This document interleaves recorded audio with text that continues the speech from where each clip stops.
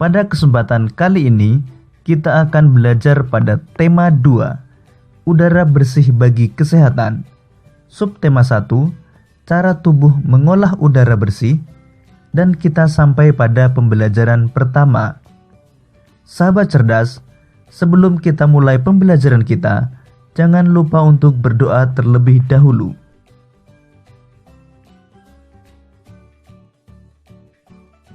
Sahabat cerdas, coba kalian amati gambar Dayu yang sedang mengamati ikan hias di akuariumnya.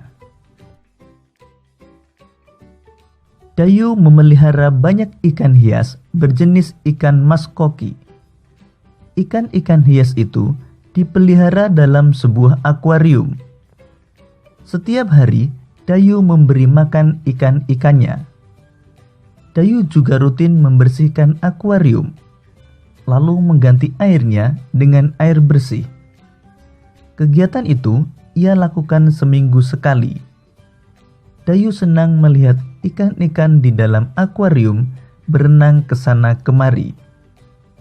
Dayu memperhatikan saat mulut ikan-ikan itu terbuka dan menutup. Seolah-olah ikan-ikan itu selalu menelan air. Dayu bertanya-tanya, apa yang dilakukan ikan-ikan itu?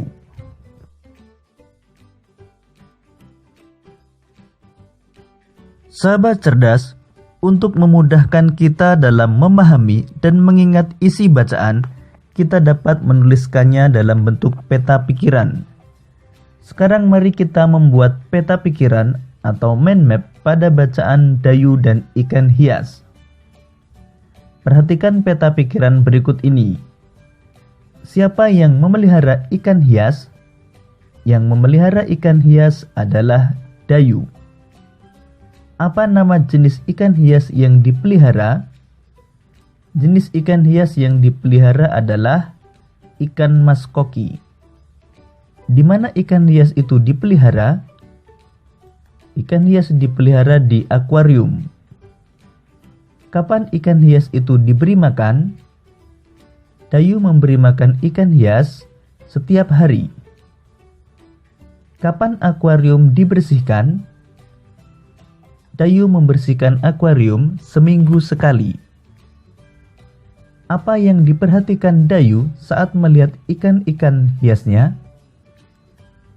Dayu memperhatikan mulut ikan-ikan yang terbuka dan menutup.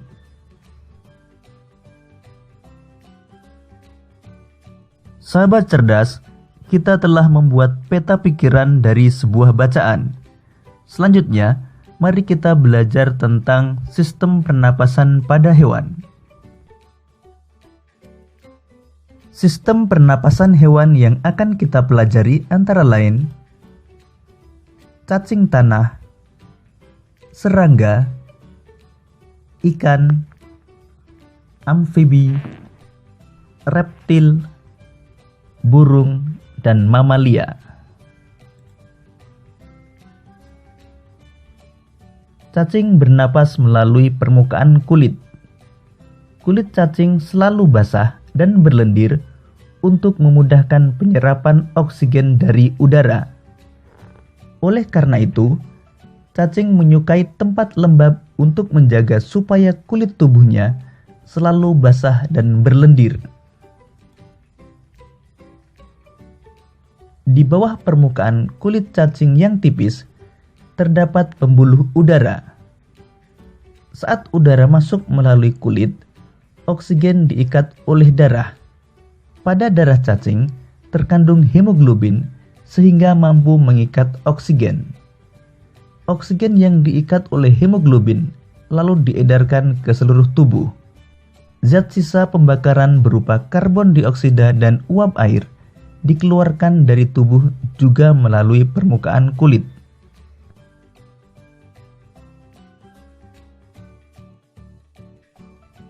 Alat pernapasan serangga berupa trakea, yaitu sistem tabung yang memiliki banyak percabangan di dalam tubuh. Percabangan trakea disebut trakeola. Trakea mengedarkan oksigen langsung ke semua sel tubuh dan organ serta menyerap karbon dioksida dari semua sel tubuh untuk dibuang. Udara memasuki trakea melalui pori-pori kecil di permukaan tubuh serangga yang disebut spirakel. Selanjutnya udara beredar melalui pembuluh udara kecil. Sel-sel tubuh mengambil oksigen langsung dari pembuluh udara kecil itu. Karbon dioksida dari sel akan mengalir ke trakeola, lalu dibuang melalui lubang spirakel.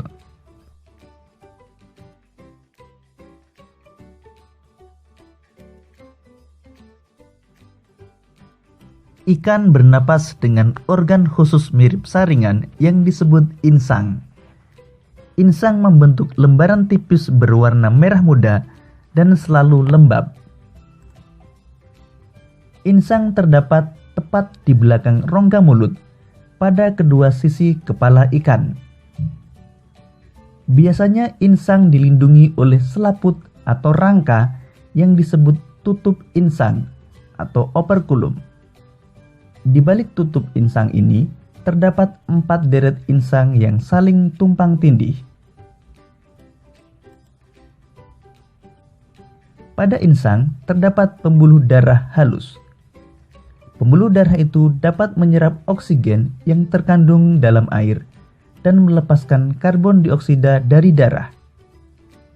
Insang juga berfungsi sebagai alat pengeluaran garam-garam dan sebagai penyaring makanan.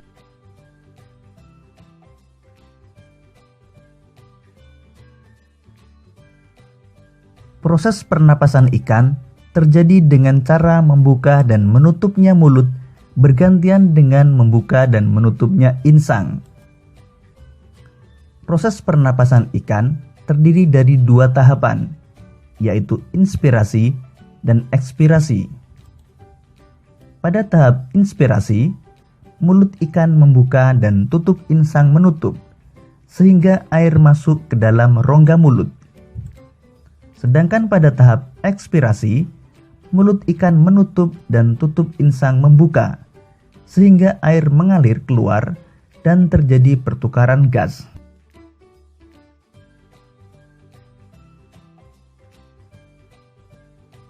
Berikut ini gambar yang menunjukkan tahap inspirasi dan ekspirasi pada ikan.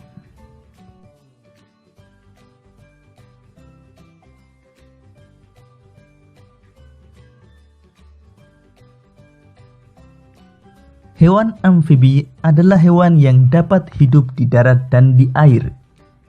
Salah satu contoh hewan amfibi adalah katak. Saat masih berupa kecebong atau berudu, katak hidup di dalam air dan bernapas menggunakan insang. Insang kecebong terletak di luar tubuhnya dan terdiri atas lembaran-lembaran kulit halus mengandung kapiler darah. Setelah menjadi katak muda, insang mulai menyusut dan paru-paru mulai berfungsi. Katak muda pun tumbuh menjadi katak dewasa. Katak dewasa bernapas menggunakan paru-paru dan permukaan kulit. Permukaan kulit katak yang selalu basah memudahkan dalam penyerapan oksigen dari udara.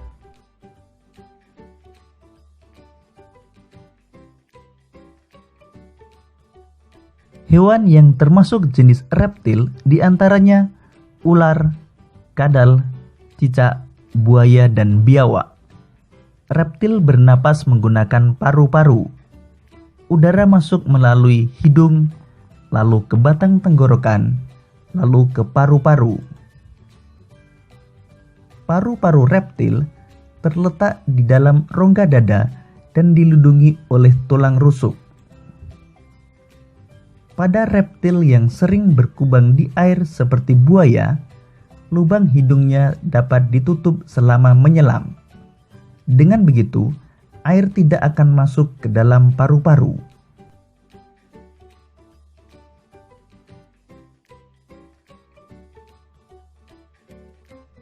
Burung bernapas dengan sepasang paru-paru dan kantong udara. burung menghirup udara sebanyak-banyaknya saat tidak terbang. Sebaliknya, saat terbang burung tidak menghirup udara. Udara dihembuskan dari kantong udara ke paru-paru.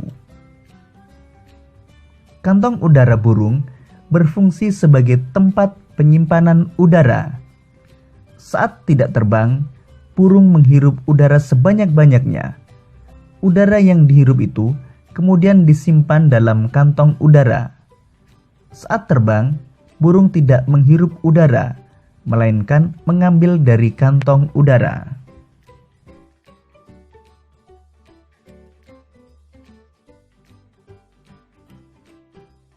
Mamalia adalah jenis hewan yang menyusui anaknya. Ada dua jenis mamalia, yaitu mamalia darat dan mamalia air. Mamalia darat misalnya kambing, sapi, kerbau, dan kuda. Mamalia air misalnya paus, duyung, dan lumba-lumba. Mamalia bernapas menggunakan paru-paru. Alat pernapasan mamalia darat terdiri atas hidung, pangkal tenggorok, batang tenggorok, dan paru-paru. Pada mamalia air, hidungnya dilengkapi dengan katup. Saat mamalia tersebut menyelam, katup akan menutup. Sebaliknya, saat mamalia tersebut muncul ke permukaan air, katup terbuka. Saat itulah mamalia air tersebut akan menghirup oksigen serta mengeluarkan karbon dioksida dan uap air. Demikian tadi sahabat cerdas pembelajaran kita pada tema 2, subtema 1 dan pembelajaran pertama.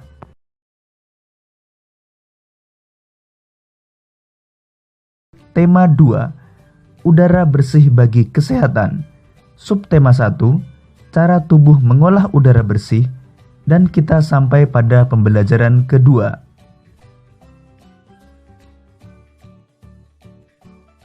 Pada pembelajaran sebelumnya, kita telah belajar tentang sistem pernapasan hewan. Pada kesempatan kali ini, kita akan belajar tentang sistem pernapasan manusia. Manusia bernapas dengan menghirup oksigen dari lingkungan dan menghembuskan karbon dioksida ke lingkungan. Organ pernapasan manusia terdiri dari hidung, tenggorokan, dan paru-paru.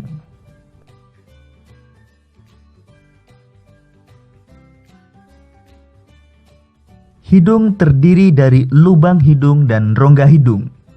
Di dalam rongga hidung terdapat bulu hidung dan selaput lendir. Bulu hidung berfungsi menyaring udara agar kotoran tidak masuk ke dalam saluran pernapasan. Selaput lendir berfungsi mengatur suhu dan kelembaban udara sesuai dengan tubuh.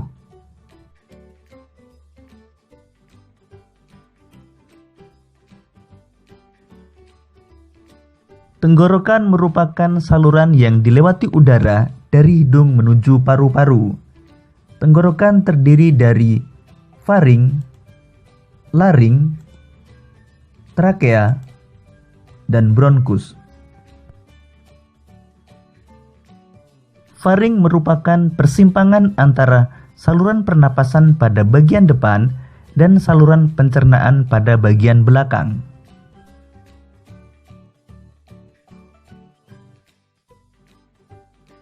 Laring atau tekak terdapat di bagian belakang faring.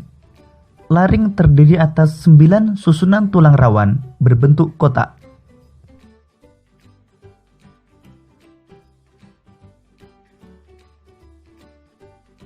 Pada trakea terdapat jaringan yang disebut silia yang akan bergerak dan mendorong keluar debu-debu dan bakteri yang masuk.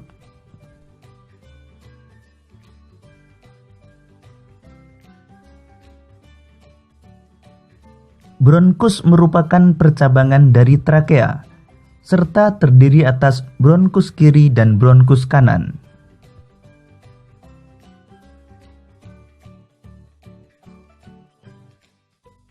Paru-paru terletak di dalam rongga dada. Di dalam paru-paru, bronkus akan bercabang menjadi bronkeolus.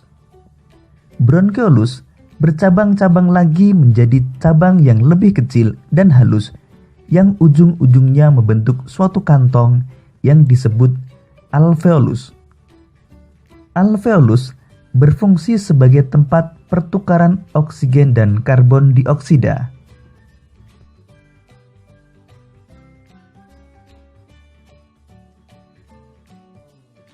Proses pernapasan manusia terdiri dari inspirasi atau proses menghirup udara dan ekspirasi atau proses menghembuskan udara. Udara masuk melalui hidung, melewati faring, laring, trakea, dan diteruskan ke bronkus. Dari bronkus, udara akan masuk ke paru-paru melalui bronkeolus. Udara akan berakhir sampai di alveolus. Di dalam alveolus terjadi pertukaran oksigen dan karbon dioksida. Oksigen akan diserap oleh pembuluh darah, sedangkan karbon dioksida dikeluarkan saat menghembuskan nafas.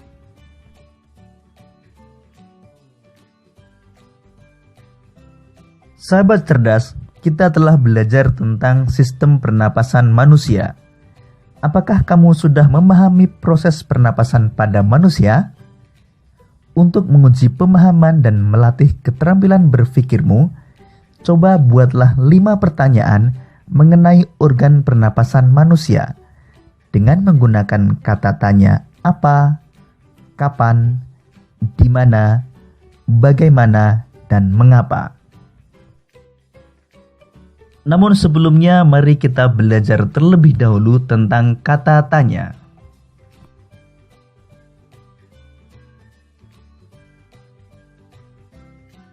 Kata tanya adalah kata yang digunakan dalam membuat kalimat tanya. Kata tanya terdiri dari apa, di mana, kapan, siapa, mengapa, dan bagaimana. Untuk memudahkanmu dalam mengingat kata tanya yang kita gunakan, kita bisa menggunakan akronim ADIK SIMBA. A untuk apa, D untuk di mana, K untuk kapan, C untuk siapa, M untuk mengapa, dan B untuk bagaimana.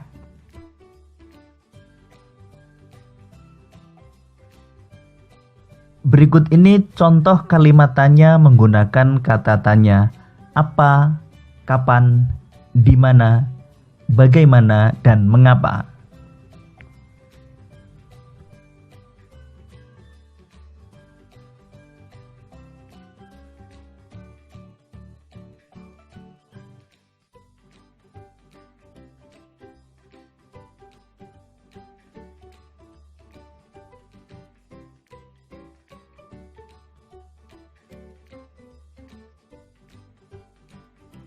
Sahabat cerdas, kamu telah memahami tentang organ pernapasan manusia dan cara manusia bernapas. Dalam kehidupan sehari-hari, kadang kita melakukan kegiatan yang menuntut kita agar dapat mengatur irama napas, seperti bernyanyi. Pengaturan napas sangat penting dalam bernyanyi. Jika napas kuat, maka suara yang dihasilkan juga kuat.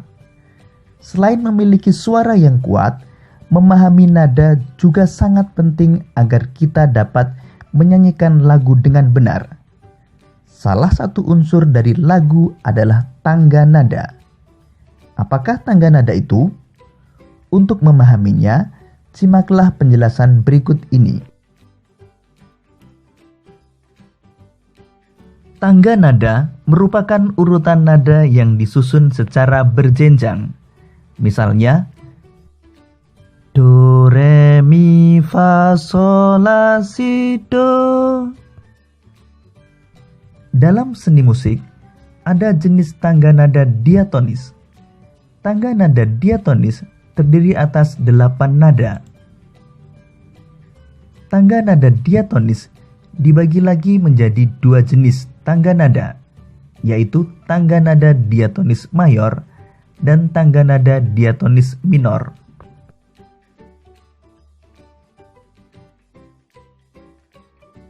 Tangga nada diatonis mayor adalah tangga nada diatonis yang susunan nada-nadanya berjarak 1, 1, setengah, 1, 1, 1 setengah. Berikut ini contoh tangga nada diatonis mayor.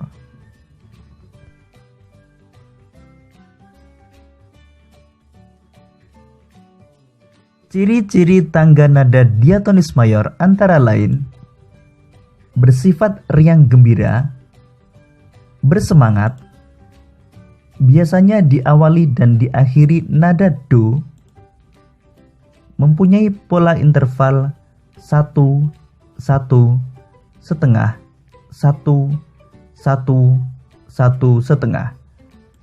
Contoh lagu yang menggunakan tangga nada diatonis mayor antara lain Hari Merdeka, Maju Tak Gentar, dan Garuda Pancasila.